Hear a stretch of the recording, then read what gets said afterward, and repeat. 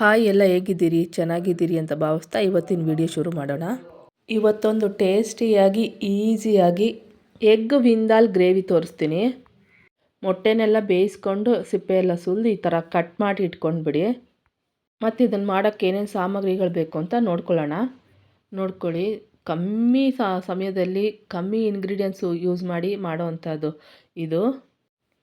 Tomato, ಬ್ಯಾಡಗೆ ಮೆಣಸಿನ್ಕಾಯಿ ಇದ್ರೇ ಇದಕ್ಕೆ ಭಾರಿ ರುಚಿ.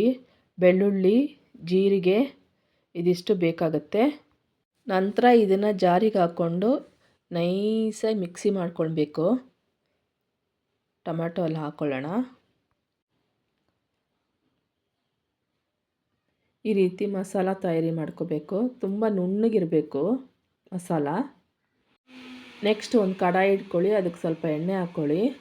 ಎಣ್ಣೆ ಕಾದ್ಮೇಲೆ ಮಸಾಲನ ಹಾಕ್ಕೊಂಡು ನಂತರ ಸ್ವಲ್ಪ ಅರಿಶಿಣದ ಪುಡಿ ಹಾಕ್ಕೊಳ್ಳಿ. ನಂತರ ಸ್ವಲ್ಪ ರುಚಿಗೆ ಎಷ್ಟು ಬೇಕೋ ಅಷ್ಟು ಉಪ್ಪು ಹಾಕ್ಕೊಂಡು ನೀಟಾಗಿ ಅದನ್ನು ಮಿಕ್ಸ್ ಮಾಡ್ಕೊಳ್ಳಿ. ಚೆನ್ನಾಗಿ ಫ್ರೈ ಆಗಬೇಕು, ಅದು ಎಣ್ಣೆಲೇ ಫ್ರೈ ಆಗಬೇಕದು. ಟೊಮೆಟೊಲಿರೋಂಥ ನೀರಿನಂಶ ಎಲ್ಲ ಡ್ರೈ ಆಗಬೇಕು. ಅಲ್ಲಿಗಂಟ ಅದನ್ನು ಸ್ವಲ್ಪ ಫ್ರೈ ಮಾಡಬೇಕು. ಒಂದು 2 ನಿಮಿಷ ಲಿಡ್ ಕ್ಲೋಸ್ ಮಾಡಿಬಿಡಿ. ನಂತರ ಸ್ವಲ್ಪ ಡ್ರೈ ಆಗಿರುತ್ತೆ. ಆಗ ಮೊಟ್ಟೆನೆಲ್ಲ ಈ ರೀತಿ ಒಂದೊಂದೇ ಹಾಕ್ಕೊಳ್ತಾ ಬನ್ನಿ. ನೀಟಾಗಿ ಹಾಕ್ಕೊಂಡು ಅದನ್ನು ಬೇಯಕ್ಕೆ ಬಿಟ್ಬಿಡೋಣ. 2 ನಿಮಿಷ ಮೊಟ್ಟೆಗೆ ಈ ಮಸಾಲ ಎಲ್ಲ ಹೊಂದ್ಕೋಬೇಕು.